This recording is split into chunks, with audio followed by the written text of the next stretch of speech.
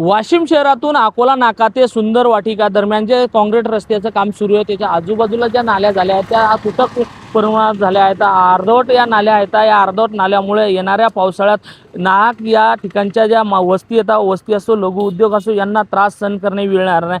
कारण की या नाल्या हा तुटक प्रमाणात या तयार करण्यात आलेल्या आहेत। त्याच्यामुळे ज्या नाल्याचं पाणी हा पूर्णतः रस्त्यावर राहणार आणि तसेच मोठ्या प्रमाणात पूर आला तर हे वस्तीमध्ये आणि लघु उद्योगाच्या दुकानामध्ये घुसण्याची शक्यता आहे। त्यामुळे या नाल्या पूर्णतः अर्धवट झाल्याच्यामुळे नागरिकांमध्ये संतापाचं वातावरण तयार आहे। अनेक वेळा तक्रारी करूनही रस्त्याचं काम संत गतीने सुरू आहे। तसेच आजूबाजूला नाल्याही काम झालेलं नाही।